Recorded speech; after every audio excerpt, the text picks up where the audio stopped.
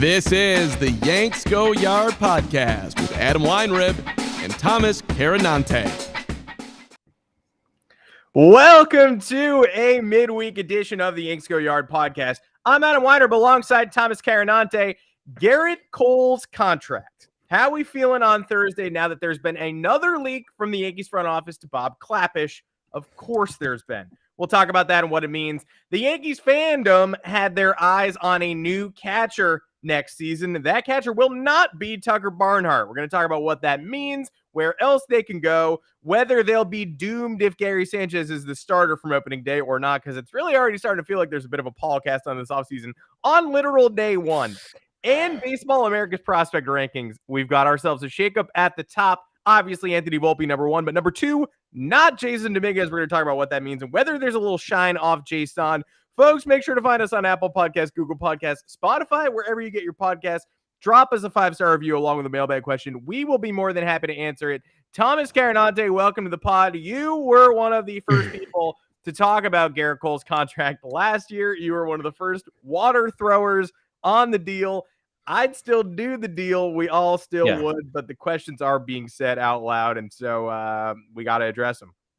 I do the deal. That was never the argument that I had. Always misconstrued because people just don't like to hear anything contrary to whatever their belief is. I thought it was a little bit wild. We paid Gerrit Cole, what was it, like $80 million more than the next highest paid pitcher, who was Steven Strasburg, which is also not a great contract given his, lengthy injury history, although he deserved that after the 2019 World Series run. And Cole's trajectory was a little bit weird. He was an up and down guy in Pittsburgh, but he had the makeup of an ace. Then he goes to Houston. He's playing second fiddle to Justin Verlander in a rotation that's kind of stacked. And then there's the rumor of them doctoring baseballs and kind of up in the spin rate there and just doing another unsavory thing to cheat with foreign substances. And then Cole becomes sticky man, Big Daddy asking for the Angels guy for the sticky stuff. So he arrives in New York, and look, I was the first one to defend him too. It wasn't fair that his first year of the deal was a COVID-shortened season. And then the pressure's on because you got 12 starts to prove yourself. Two bad starts in there really makes you look not great after you're earning $36 million a year. But I think this year we had a pretty good, and then this year was unfair too because of the substance ban, which I think we can all agree was not fair. Pitchers have been using some sort of substance forever. It's just, and then you have the injury in late September or the beginning of September that kind of parlays into the remainder of the season for him. And culminates with that awful wild card game start where Fenway was just using him as a piñata, trolling him. The fans were right up in his grill when he was throwing that bullpen session before the game. So yeah, I just merely asked questions in the beginning because $36 million for any player is a lot of money. We got people complaining about Giancarlo Stanton left and right. At the end of the day, $25 million at this point for a guy who is hopefully going to be playing 150 games a year is not that bad. $36 million for a guy making 33 starts. It's a lot. He has been, like we said, a little bit up and down, proved himself in a very comfy environment in Houston where the lights aren't as bright. He had an all-star. That offense was incredible. That team before George Springer left still is. They got to the World Series this year. And now he's shouldering. They lost the World Series. We'll talk about that too. And now you have him shouldering the load in New York. New York's a completely different animal. And you have the bad start against the Indians late in the year.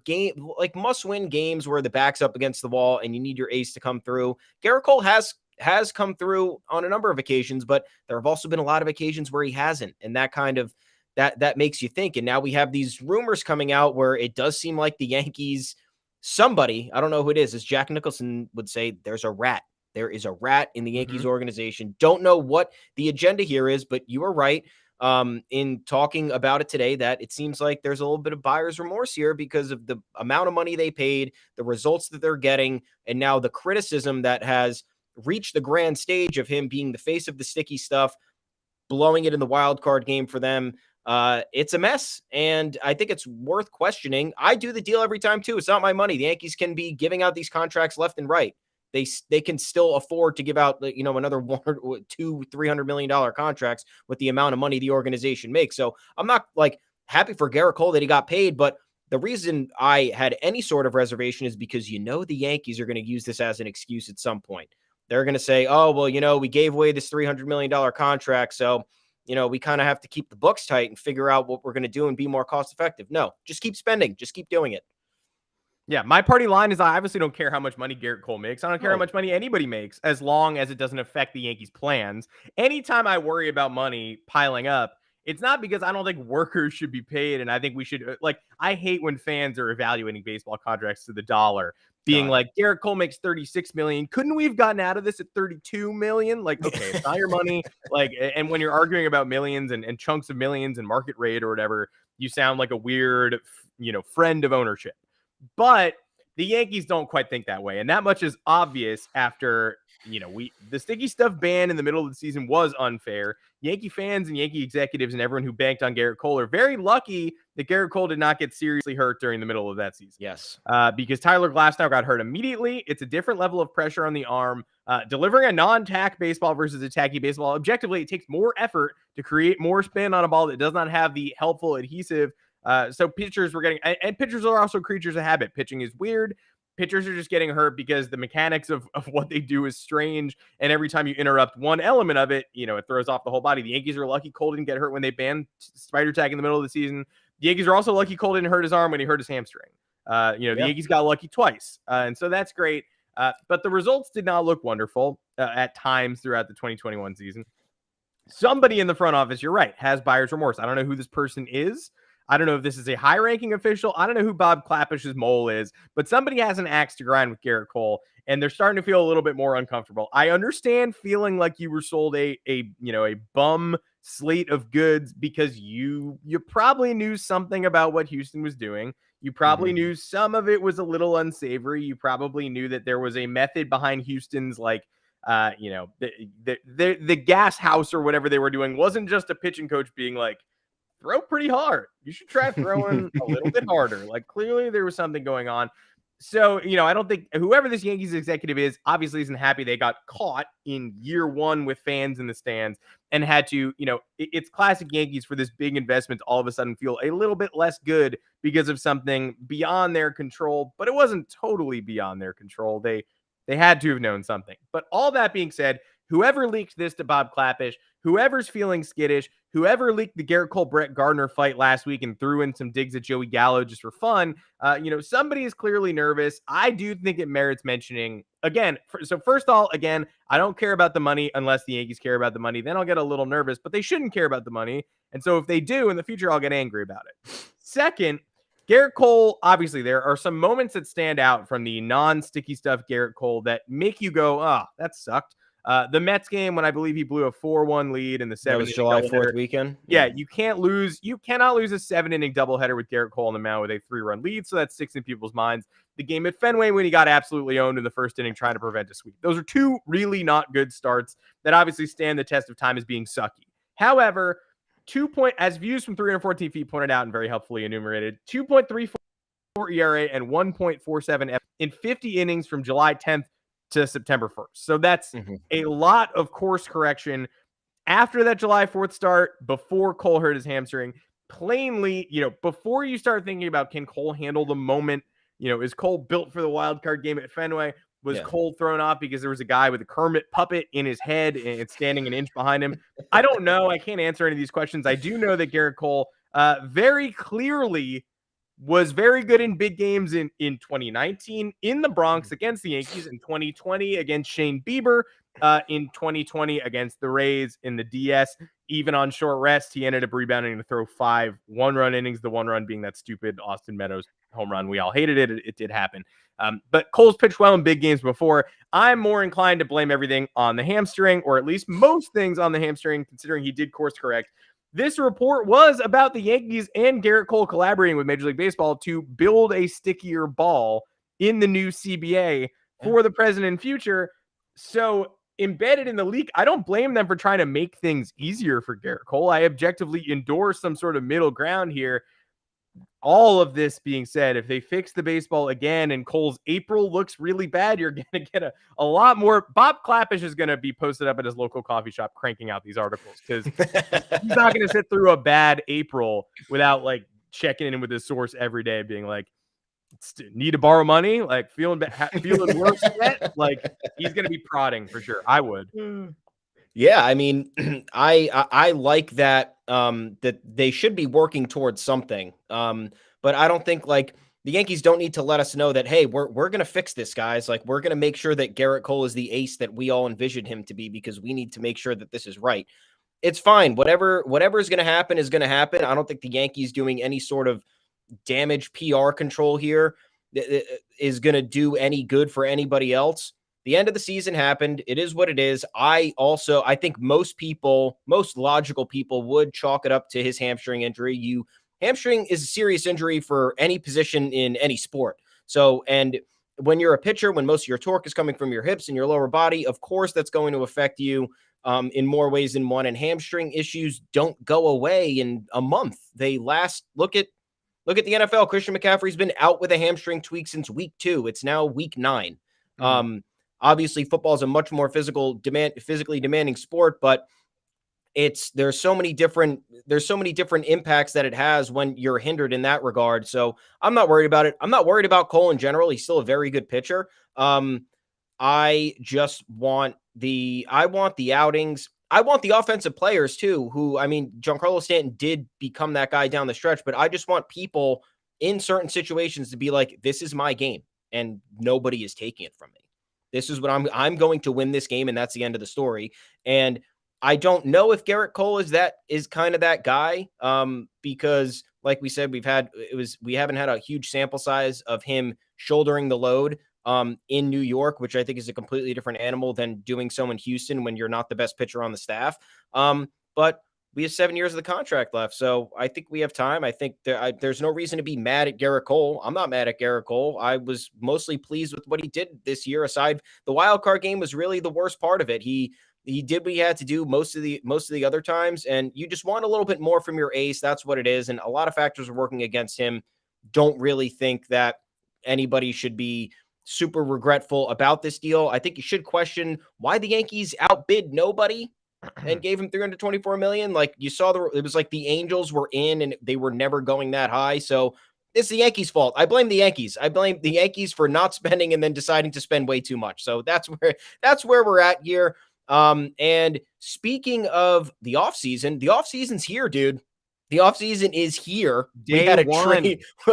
Minute one, guys. We had Tucker Barnhart, the Reds catcher, who had a team option, I believe, for this year for $7.5 million, traded the second the offseason began to the Detroit Tigers. I know you had a lot to talk about here as it pertains to Gary Sanchez. We read a lot of things in the offseason about either pundits and analysts linking Barnhart to New York in some capacity, whether it was his option getting rejected and him getting picked up or the Yankees trading for him. Fans seem to have been on board with this. We talked about it. Don't really know why, but what's here? What do we have to know from this? It's not a win-win. It's not like Tucker Barnhart was some be-all, end-all solution where you're getting like a JT Realmuto type and Yankee fans should be like bashing in the wall. But like, it really speaks to the dearth of catching talent right now that like Tucker Barnhart's won 2 Gold Gloves. That's good. You know, you want those. You want catcher defense. The Yankees have the Yankees won without excellent catcher defense? Yes. Jorge Posada was the core 4 catcher. Fringe average, noodle arm, nothing much doing there. The Yankees tolerated it because he hit like a mofo. He had like a 121 career WRC plus. Just an absolute beast and a beast during, not even during the dynasty type years. It was like Joe Girardi, Posada. They were sharing duties. Posada's a part-timer. It's sort of like the Travis d'Arnaud thing, where the 2 catchers in the World Series are Travis d'Arnaud, middling offense with power potential, and Martín Maldonado, who is absolutely horrible on offense, but a great arm, great defensive catcher, great game caller, etc. You can make it to the World Series if the rest of your lineup is full of absolute bashers plus Martín Maldonado. That's just how it works. You can do that. And so that's sort of the Tucker Barnhart model. It's like Gold Glove. Most of you haven't watched him because he's playing in Cincinnati. The offense is awful. The offense is like among the worst. Among the worst catchers, nobody hits, but like, bottom 10 starting catchers. Is that fair? Maybe it's Probably. not fair. There's no catchers. At least the bottom half of all starting catchers. People became infatuated with Tucker Barnhart because he's not Gary Sanchez. He started getting written into mock lineups for 2022, like your dream mock lineup. All of a sudden, all the Yankee fan accounts, it's like Corey Seager, Matt Olson, Barnhart catcher. Again, no one's seen Tucker Barnhart, but like everybody's got their Barnhart obsession. So for him to go away day one of the offseason, minute one, the Astros are in the clubhouse, sad, despondent. Brandon Tallman's in there being like, I'm so fucking sad we don't have Osuna. Like, it's really depressing. And then that minute, the Tigers are striking and grabbing Tucker Barnhart. Now all these Yankee fans have to redo their mock lineups. So who else is available? Like, that's where my mind goes. Jim Bowden, who knows if you trust Jim Bowden or not, said the Yankees are still looking to upgrade at the catcher position. Sure. We start looking around. Gary Sanchez, we're angry that Gary Sanchez was a slightly below average bat this year. And I think that's fair because his offense is supposed to carry the day. Yep. But you look at everybody else, it's Manny Pena, who is just about as bad on offense as Gary Sanchez, 180 with power. And it's 94 OPS plus last year, a little more below average than Gary Sanchez. But if you want to save money, you can sign Manny Pena to do almost the same thing on offense. He made $1.5 million last year. Yan Gomes is around. I read some articles giving Yan Gomes credit for the Nationals pitching staff turning it around at some point in May or June. Sounds like conjecture. There's really nothing there. It's just some old sports writer being like, who really helped? Yan Gomes. And then you're like, why? And he's like, Yan Gomes. Like, I don't know. Like $6 million for Yan Gomes. Sure. Like, you're not really saving a lot of money, and you might as well just go with Gary Sanchez at that point. Yeah. Although I do think Yan Gomes is okay, but like, you're going to non-tender Gary Sanchez to sign Yan Gomes 1 year, $7 million. Okay, great. Barnhart did cost $7.5 million. That's what you pay for defense these days. Mm-hmm. Mike Zunino, you got to hope the Rays go crazy and non-tender him. But after the Reds just re-upped Barnhart just to trade him, the Rays are going to re-up Mike Zunino. And I saw they're supposed to pick that up. Yeah, they're absolutely picking that up. I mean, here's a percentage chance that the Rays trade Mike Zunino to the Yankees. Yeah. Nothing.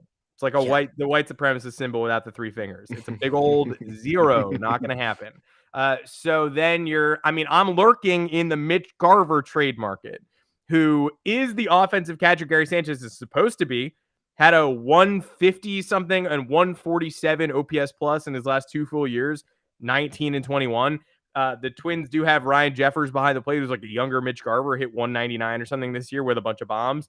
Maybe you can overwhelm the Twins. The A's ain't trading Sean Murphy, even though they're trading everybody else because the A's don't want to get rid of a cost-effective 26-year-old catcher. Spoiler alert. So, if the Yankees want to come calling about Garver, interesting. I'm interested. Yeah. Manny Pena, if you want to save your $6 million. But other than that, like, that's why people were keying in on Barnhart. But it's not like missing Barnhart is missing Matt Olson. No, not at all. And this is another thing where it's like, can't we just Yankee fans, like, why is there no middle ground at all? Because everyone was obsessed with having this advantage at the catcher position like no other. Gary Sanchez, best offensive catcher. So now you are light years ahead of every other team, aren't you? Mm-hmm.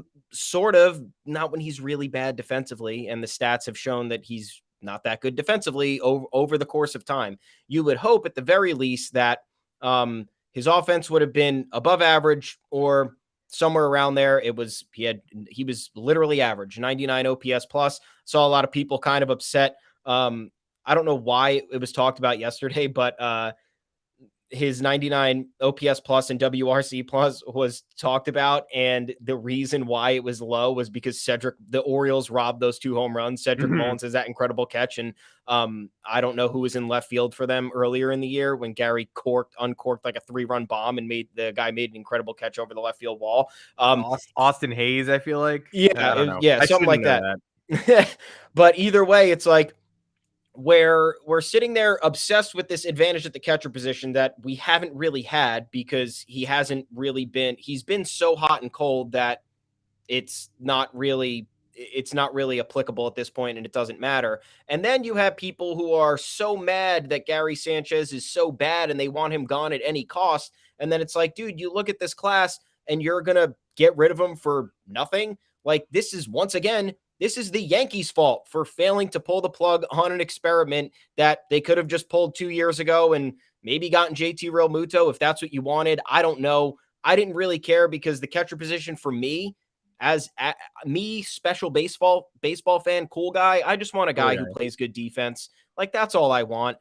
Famously, catchers don't hit well. And yes, having the good offensive catcher in your lineup is an advantage, but it's more important to save runs and to kind of mold the pitching staff into what it needs to become. And the problem with Gary Sanchez is that the offense never got better than it was in 2016, 2017, he was also 2016, great. 2017. Yeah. So the offense has not gotten better since then. It's been worse. Aside from 2019, people like to bring up, he hit 34 home runs and had 90 something RBI. Great year, but batted 186. All-star first half. All-star first. Yeah. Yeah. And the same thing this year. He had a great first half, and then the second half was really bad. You look at the splits, and it's just really bad. And I understand you look at a baseball season, and it's supposed to tell the entire story from April to the end of September. But the holes are there. Drop pop-ups, pass balls, doesn't catch Gerrit Cole starts because Gerrit Cole doesn't like him. I want to go back to the Gerrit Cole rumors. We could talk about that. And that's another aspect of it. It's like, if Gary Sanchez is your starting catcher and this is the guy who's supposed to take you to the next level and give you that unique advantage over other teams, then he has to be catching in the biggest games of the year because Gerrit Cole is title's all about here. Yeah. So let's talk about that because I know you feel a lot of things about that as well. No, I mean, that's just, I'm not worried, and I'm not saying the Yankees aren't going to spend this offseason. I'm not saying they're not going to paper over their holes, but you just want, like, you can't shake this feeling of dread because it just felt like Aaron Boone was an easy person to part with to change the chemistry of the locker room. They didn't do it. And then Gary Sanchez was an easy cord to cut, although obviously be careful what you wish for. Because I just went through the catcher options and there's nobody who could replicate Gary Sanchez's ceiling or come within 75% of it unless you get Mitch Garver, who's better defensively than Gary and better offensively. He's just a better player. But it's just the same feeling of dread that I had waking up the morning of the Boone thing. Could they win a World Series with Aaron Boone? Sure. Is it going to be easier to win a World Series without Aaron Boone? I think yes. I think you could do better than Aaron Boone. Bob Melvin eventually goes free. Apparently he wants to stay in California, and that's great. Yeah. But, I think you could do better than Aaron Boone. I think you can do better than Gary Sanchez. Mitch Garver, of course. And like you're saying, 2 years ago might have been the time to do it and add JT Realmuto and change everything entirely. Then your ceiling is different. But it's just sort of this doomed feeling of like, if I roll up and open my eyes on opening day 2022 and Aaron Boone's in the dugout and Gary Sanchez is the starting catcher, although Kyle Higashioka will be the starting catcher. But if Gary Sanchez is the presumptive everyday starter and is supposed to play 130 games, that's when it starts to really feel like a Groundhog Day situation. Yeah. And I think a lot of people there was irrational Gary Sanchez backlash because his defense suffered in 2017 as he was awesome. And 2018, when his bat started to wilt a little bit, people were like, well, yeah, the defense. And it was just this annoying, loud backlash that was definitely too early. Players struggle. Players get better. 2018, he hit some massive postseason home runs against the Red Sox.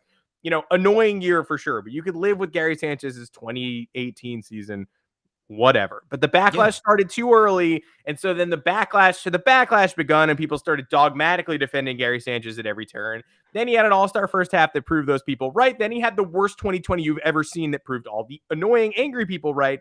And then you have warring factions of the Yankees fan base going back and forth talking about how Gary is perfect. No, Gary is dreadful. Gary is the best hitter on the team. No, Gary is unplayable. And the truth is somewhere in between. But it's just a cursed existence. And the defense keeps getting worse as the bat keeps getting worse. I don't think enough people are talking about the effect of having like a different catching coach and a different catching style every year being almost the same as Gleyber Torres. We've agreed now Gleyber Torres is not a shortstop because we've seen what the bat can do at second base. And he played better already as soon as you alleviate the shortstop concerns. I don't understand why the Gary Sanchez conversation isn't the same thing. Like, maybe we don't need to hire new people to revamp his stance every year. Maybe we accept the defense is average to a little bit below average instead of constantly trying to mess around to raise the ceiling. His arm's not as good as it used to be. No. So I think you can win a title with Gary Sanchez, just like I think you can win a title with Aaron Boone. But it just starts to feel a little stale after a while, especially when there is such a lightning rod flashpoint. And so I understand keeping Gary Sanchez over the other options, but I just roll my eyes a little bit, knowing now that it kind of feels like I'm going to wake up on opening day and still be thinking about Gary Sanchez and still be thinking about Aaron Boone. Yeah, and that's what they have to fix. They have to determine that they have to. Is it Gerrit Cole forcing this, or is it the Yankees coaching staff being like, he can't catch him? Because that's ridiculous. Like the fact that we have an ace who can't, like Gary Sanchez's future is not here. No, Gary Sanchez is a professional catcher. He can catch an ace. It might not be. You might not be getting the best possible results, but he's not going to ruin the game. I don't even know what that would look like. Neither do I. Missing every ball, not getting glove on any ball. Like I don't know what it looks like. Space jamming it. Charles Barkley playing pickup with the little bells. Like I mean, this team can totally win a World Series with Gary Sanchez. Gary Sanchez has never been the problem holding this team back from the World Series. He's just been a lot of the. How is he the most polarized Yankee of all time? Ever since I've been alive, I've been alive. This is the guy who it's like fans will personally buy whatever ticket or mode of transportation he needs to get out of here, or fans will say, you're out of your mind. This is the best player we've ever seen behind the plate. How could you even say that? I don't understand how it's gotten to this point. Gary Sanchez in the sports world embodies modern day politics to me, with how people are just so divided and that you can't even have a conversation. Don't bring up Gary Sanchez at the Thanksgiving dinner table, dude. Your uncle might smack you across the face. It's unbelievable. He's not going to lose you anything. He's just not got the expectations set there. Were not unfair, I guess, because he set them upon himself. He came up, he hit 20 bombs in 50 games, and everyone's like, holy shit, we got Gary Sanchez. This is amazing. And then it comes back down to earth with all his deficiencies, and then everyone's like, okay, so when's this going to stop? When are we going to get like something a little bit better? So it's a combination of things where he set the bar really high for himself. Not necessarily his fault. He just had a really good cup of coffee in that first rookie season. And then everyone expects that of him. And the fault is on the fans too. We're expecting a lot from someone who maybe can't do that much, or maybe just is what he is, and we have to live with it. So I don't think he should be enshrined in Monument Park. I also don't think he needs to be thrown onto the 4 train in his underwear and departed from town. I've never thought that. No. Yeah, you did think about that. I don't.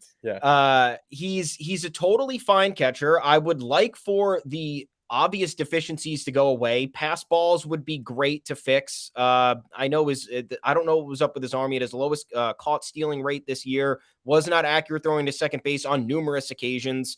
Very bizarre. I think if he just cleans up a little bit, it's fine. And I also think, like, what's the option here? You go after Maldonado, who is a known defensive wizard, and people have said that he was credited with, kind of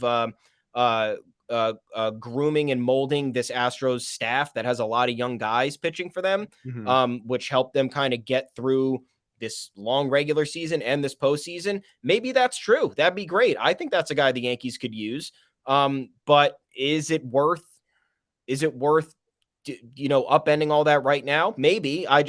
This is the offseason to, like, where you're sitting here, you're underwhelmed, and why now you're going to do it? You could have traded maybe Gary Sanchez in 2019 or after 2019, and it would have been fine.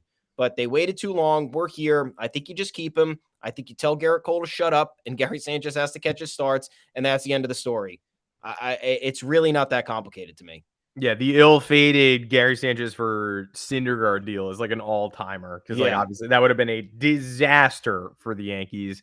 Syndergaard would have made like 3 starts, and Gary Sanchez would be, doing what he's doing for the Mets. James McCann might be the Yankees catcher. I don't know. I just don't know. I wouldn't want that. No, I wouldn't want that either. Steve Cohen doesn't own us though, so we might have signed Real Muto. That's possible. It's true. We do. Could the Yankees win a World Series with Gary Sanchez? They did win a World Series with Gary Sanchez in 2017, but the Houston Astros they did. Took it away. I do think, let's very briefly, Astros corner. The Astros lost the World Series. They lost the World Series again. All they do is lose World Series, whether they have the pitching advantage or the pitching disadvantage. Neither the Braves nor the Astros threw starting pitchers in many games in this series. And the Astros core lost the World Series again. They lost the World Series in 2019. They lost every home game. That was fun. Every single home game they lost. That's insane. I don't think they won the World Series in 2017. There was at least that verified account that tweeted out the Astros are 0-3 Stat Muse, yeah. Stat Muse, the heroes. The Astros lost the World Series in 2005, lost the World Series in 2019, lost the World Series in 2021, did whatever they did in 2017. But loser core, losers till the end. One of my favorite Weekend Update jokes of all time about osteoporosis and horses. Sorry, Grandma, you were a loser till the end. The Astros were losers till the end. They have lost again. Carlos Correa basically put on the Boris core hat and said goodbye. Said, I enjoyed my time here. They've raised me as an organization. That's great. Goodbye. We'll see you later. You might go to the Detroit Tigers. You might go to the Angels. You might go to the Yankees. Who knows? Not Houston. Alex Bregman lost one of the worst playoff performances ever, even worse than him. Yordan Alvarez, he was terrible in the World Series, not in the playoffs. The Astros ran train on the Red Sox and just in time forgot how to hit. Really a masterwork, just a masterful playoff performance from everybody. The Yankees ended up on the couch first, but the Rays, Red Sox, and Astros all joined us, as did the Dodgers for good measure. Really pretty fun. Everybody who had to go away went away. Welcome to the couch, all of you folks. And the Astros, who all they do is lose the World Series, lost another World Series. That's a real shame. Yeah. And shame on them, man, for just not coming to an agreement with Correa. To me, that's something you have to do as an organization. We can complain about the Yankees all we want, about who they miss out on. The Yankees don't make decisions like that. The Yankees don't let a guy who has been like the lifeblood of your team, who got you to 5 straight ALCSs and 3 World Series in that span, just go or have some sort of contract controversy hanging over his head for the entire year. And then you're having questions about it in the postseason. What kind of PR is that, dude? That's awful. Like, your team is distracted with something that shouldn't even be an issue. You're a Jim Crane. What's his name? Jim Crane is like an oil friggin'. Yeah, he's a friggin' oil magnate. Just pay the guy the 200. Like, you could have probably got this done with like a $250 million deal in this or before the season. Opted not to do it. Yeah, and I mean, hey, look, Braves were a team of destiny. I think we can agree upon. If you watch the postseason this year, they not only had the fire and the energy, but they got every bounce, dude. Those first 2 games against the Dodgers changed the entire narrative. They lost game 1 against the Brewers, and you're like, oh man, like, their offense is not showing up. This is a problem. What'd they lose that game? 2-0 or 1-0 or something? 2-0. Rowdy Tellez homer. That was it. Yeah. It was completely uneventful. And then the script flipped, and the Brewers did absolutely nothing for the next 3 games. And then you have the 2 walk-off wins in games 1 and 2 of the NLCS. Completely changed the narrative. They should have went up 3-0 if not for Cody Bellinger's miracle home run in that bottom of the 8th inning in game 3. And then, to be honest, like, I don't think this World Series was even close. I know the Astros kind of had us nervous because of that game 5 comeback, but at any other point, like, were the Braves showing any cracks? Like, did you really think Max Fried was going to go out for like the 3rd or 4th straight time and give you a bad outing? I was worried. I kind of did. Yeah, I kind of did. I did, but he didn't. He was awesome. I like Max Fried a lot. Absolutely buzzsawed them. And then the Braves bullpen should be like a fiction novel with the turnaround that it's had and everything that it's done. It makes no sense. Full team of destiny. Astros, evil guys. Maybe the AL reign is over. That was what I thought. The second the World Series is over, I was like, dude, Correa leaves this team. Greinke's gone. They misused him during this postseason. What do they have? They obviously have Alvarez, Bregman, and Altuve and Brantley, but like, Brantley has a year left on his contract. That's it. This could be over for them. And hey, we thought after 2020 that all of the Yankees' immediate competition was getting worse, and it did, but then somehow the Yankees got worse. But now you have an obvious, the Astros are losing a core player, most likely in Carlos Correa, among other guys around the edges. Maybe this is it for them. I don't think I'll hot take no ALCS for the Astros in 2022. Hot take, very hot take. I agree with you, Framber or Urquidy. I like Framber. I like all the people that teamed up to beat the Red Sox, but if they're gonna go away, now's a perfect time. Great World Series, great job by the Braves. I would say don't get fooled into paying those outfielders. Yankees might. Adam Duvall, that's a guy I would pay, maybe. But Rosario, I don't know. Soler, I don't know. Jock Peterson, we'll see. We'll find out. If you need chemistry, maybe Jock Peterson's your guy. But we'll see where else the Yankees spend their money. Some people are definitely going to overpay everybody who just helped the Braves win the World Series. And then we're going to wake up on June 1st next year and be like, why wasn't that good? No. Why isn't it happening again? Like, that's just baseball. Paying the 2003 Marlins in 2004. No. Yep. What the heck? Man. Why do we have Carl Pavano? Same basic deal. So before we sign off real quick, just want to deal with, something that kind of caught my attention. I'm not gonna draw sweeping conclusions, but it does feel worth it just to point out as we enter prospect trade season, everybody trying to move people around, move the chess pieces, do whatever you're gonna do. Anthony Volpe is now not just a fast riser. He is the consensus Yankees #1 prospect. There's no debate here anymore. Adjusting it now. I'm on a live stream. Everybody sees my foot adjusts. Sorry, guys. I'm going to adjust my foot. Anthony Volpe is the consensus #1 top prospect. Baseball America just came out with their rankings again. We know it. It's great. Can't wait for him. He's going to arrive someday. Love it. Hometown pride. Exactly what I want Gerrit Cole to be. Yankee fan from birth. Volpe, New Yorker, New Jersey guy. Amazing. #2 on Baseball America's new list. Oswald Peraza. Yeah. Also a shortstop. Also similar timeline. People are saying 2023 for both. And that's great. I don't think both of those people are going to stay Yankees, at least not through the trade deadline. But most importantly, Jasson Dominguez third. And part of that's Peraza and Volpe just playing extremely well and playing a really important position. Some of that is Dominguez's first taste of pro ball. Wasn't quite as effortless as maybe some people expected. Some of the Baseball America article talks about how if he reaches a ceiling, it could be a projected regular in center field. Now, that doesn't mean, saying a projected MLB regular, it's a tough ceiling to hit. But then again, that's not Mickey Mantle. That's not Mike Trout. That's not quite the Jasson Dominguez we were promised. And it's sort of a cautionary tale in that, look, nothing wrong with being the Yankees' third best prospect. Pretty good system. He's going to have to show a lot more in 2022 to keep this pedigree up. And it makes you think about what really is untradeable. Is that untradeable? Is a slightly less shiny center field prospect who's not going to make the major leagues for 3 more years really not something you're willing to part with for like a Jose Ramirez or a Matt Olson? It's just, it makes you a little more curious about Dominguez's future. That being said, we obviously know nothing. It was just sort of strange to watch the publication take that changing viewpoint. Yeah, I'm not buying anything. Expectations, once again, we just talked about Gary Sanchez's expectations and what he set for himself. What did Jasson Dominguez set for himself? Nothing. Everybody was just like, this is the Martian. This guy is an alien. He's going to be the best prospect you've ever seen. And it's like, okay, I'm excited to see what he could do. But like, this is like the most hyped prospect since what? Probably Bryce Harper?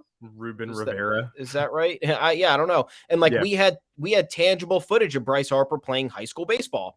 We had no footage of Jasson Dominguez outside of hitting baseballs like behind a cage he's from the Dominican Republic. I believe. Yeah, I believe that's right. Yeah. So like he's hitting like on a barren field with nobody there. Like that's the footage that we have. Like he's throwing missiles and like hitting from both sides of the plate. Not real game action, just like showing off his tools that he has and his incredible physique. Like his makeup is that of not crazy, a human being. Crazy body, and he can run fast.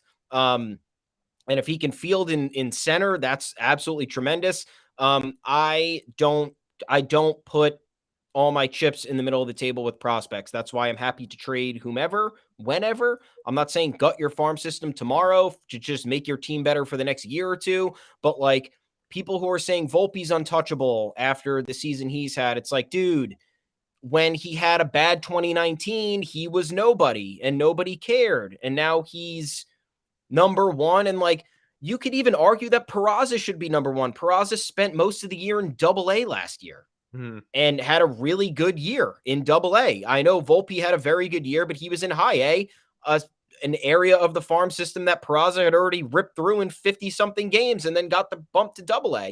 So I don't know where these ratings, I mean, I do know where the ratings come from. It's people, scouts, looking at stuff, putting their own, whatever their formula is and whatever their perspective is on the matter. I don't know if I'd trade Jasson Dominguez at this point. I know I'd trade one of Volpe and Peraza, and to me, I don't really have a preference. We were talking about one of them at a Chapman trade, Matt Olson trade, if it were to come down to that. Like, why are either of those guys untouchable? We talked about potentially, this was an old takes exposed here. Jasson Dominguez straight up for Luis Castillo before last season started. Yankees desperately needed a number 2. It was obviously the lowest of the trade suggestions that we had. But maybe that wasn't out of the question. Maybe getting a number 2 such as Luis Castillo for somebody like Dominguez, who could be overhyped. I still think, hey, he's an everyday major leaguer. That's an accomplishment, man. How many people are everyday major leaguers and are successful? So yeah. I don't care that he dropped. He's had unbelievable and unrealistic expectations attached to him. I'm just rooting for the kid I'd like to see him plow through the minors and be in the Bronx sooner than later, but I don't know. I'm not shaking in my boots because he dropped 2 spots because 2 guys just had incredible seasons in actual pro ball, and Dominguez just got his first, and he's 18, right? He just turned 18. Be 19. I think he he's might 18. be 19. Yeah, I think he's 18. Let's but he see. also might be 24 because if you looked at him, I don't know. He's 18. His birthday's in February, so he turns 19 in February. So he played that entire season as a fresh 18-year-old. Yeah, and he made it to, a level up of pro ball. He wasn't playing DSL ball or rookie league or whatnot. Yeah, I'm excited to see him. There was at one point last year an insane time when the initial rosters came out and it seemed like they were going to start him at AA.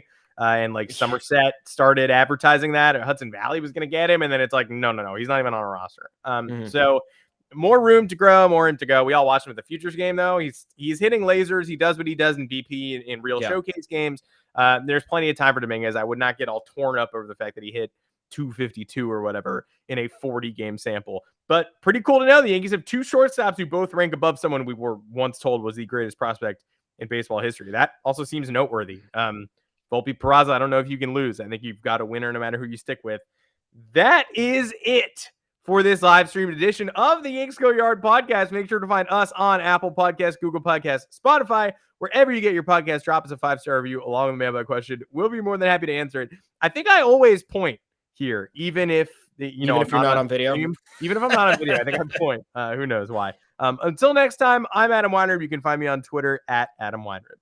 And I'm Thomas Carinante. You can find me at Tommy's_takes. You can also hit the both of us up on Twitter on the official Yanks Go Yard Twitter account at Yanks Go Yard FS.